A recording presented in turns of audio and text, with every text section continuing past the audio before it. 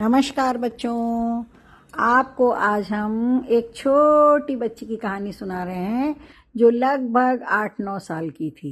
ठीक है, ये उस समय की बात है जब कुछ राज्यों में भारतवर्ष के लड़कियों को पढ़ाई के लिए नहीं जाने दिया जाता था। स्कूल में पढ़ाई नहीं होती थी, केवल उनको घर गृहस्थी का ही काम सिखाया जाता था। तो ये जो छोटी सी बच्ची थी, इसकी बहुत छोटी उम्र में शादी हो गई। उस समय 9 साल के लगभग के आसपास उसकी शादी हो गई। वो बहुत प्रतिभावान थी, होशियार थी, बुद्धिमती भी थी और उसका बहुत मन करता था पढ़ाई करने का। तो वो जब अपने ससुराल आई ना, तो उसने अपनी इच्छा जाहिर करी कि मैं भी पढ़ना चाहती हूँ। लेकिन उस समय चूंकि लड़कियों को पढ़ाते ही नहीं थे, कोई भी नहीं पढ़ाता था, तो बहुत सारे लोग विरोध करने भी आ गए। बहुत सारे लोग उसके फेवर में आ गए कि अच्छा ये पढ़ना चाहती तो पढ़े। लेकिन काफ़ी सारे लोग जो थे वो विरोध में थे, बोले नहीं नहीं, ये इसको क्यों पढ़ाना है, ये क्या करेगी पढ़ के, और इसको क्या करना है पढ़ के। मतलब बहुत सारे उनके ढेर सारे, ये पढ़ेगी तो और लड़कियां भी पढ़ेंगी, और पढ़ना लड़कियों के लिए कोई ज़रूरी नहीं, इस तरह की बातें, बहुत सारी बातें होने लगी। ये बहुत पुरानी बात है, कम से कम आज से 400-500 साल पुरानी कहानी होगी ये, है ना। तो हाँ, इतनी तो होगी, कम से कम 1600 के आसपास की है, तो इतनी तो होगी, है ना। तो लेकिन क्या हुआ कि उसके जो ससुर साहब थे ना, वो जानते थे कि ये लड़की बहुत होशियार है। आपको बताएंगे वो बाद में कौन बनी लड़की, है ना। तो उन्होंने कहा कि नहीं, ऐसा है, देखो ये लड़की बहुत प्रतिभावान है, ये बच्ची बहुत प्रतिभावान है और ये बहुत होशियार है, इसके अंदर बहुत क्षमता है। अगर ये पढ़ेगी तो और भी अच्छी हो जाएगी, हम सबके लिए भला होगा।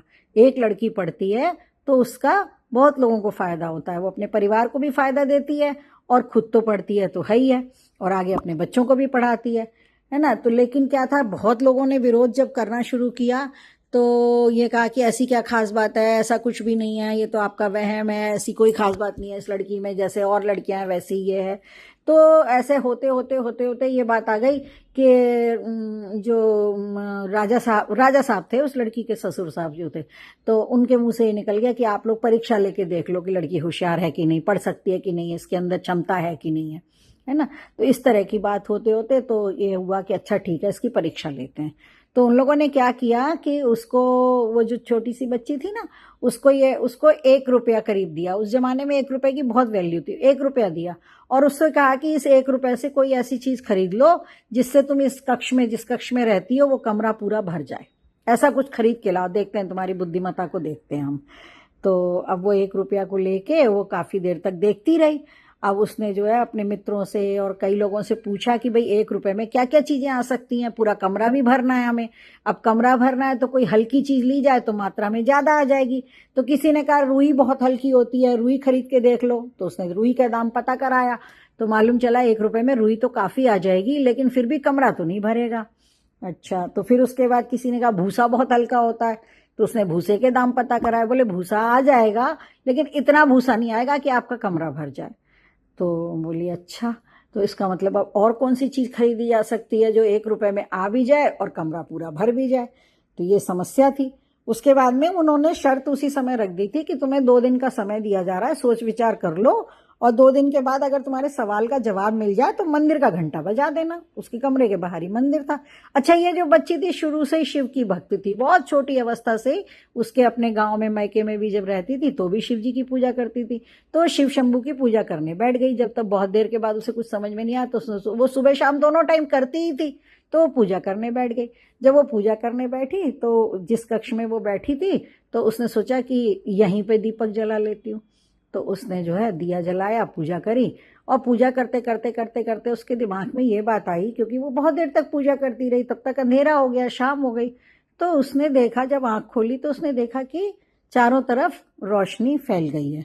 तो उसके दिमाग में एकदम से विचार कौंधा कि अरे, एक दीपक की रोशनी जो है वो फैल सकती है पूरे में।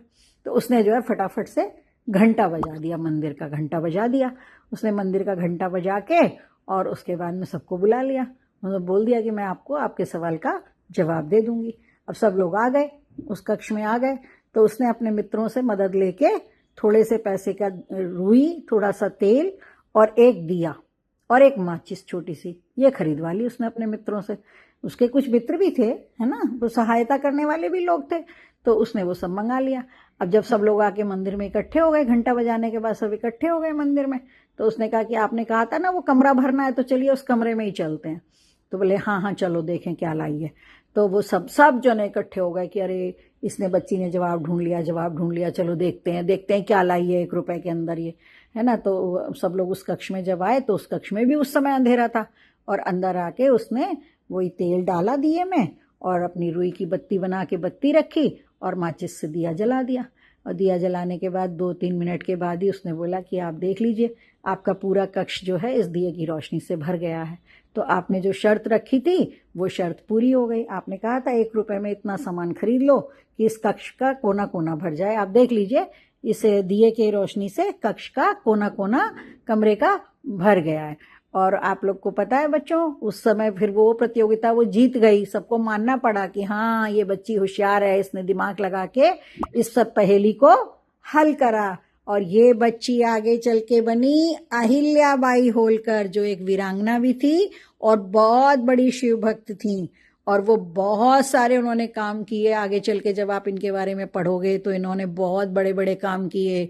विधवा विवाह कराया, लड़कियों को पढ़ने के लिए प्रेरित किया, लड़कियों की सेना भी बनाई, और राज्य भी किया, और राज्य भी बहुत अच्छा किया। इनकी प्रजा भी इनको बहुत पसंद करती थी।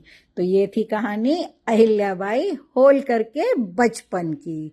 ठीक है बच्चों, तो आप ध्यान से सुनिए, और इनके बारे में और बहुत कुछ आपको पढ़ने को मिलेगा जब आप हिस्ट्री की बुक्स पढ़ेंगे। ठीक है बच्चों, बाय बाय।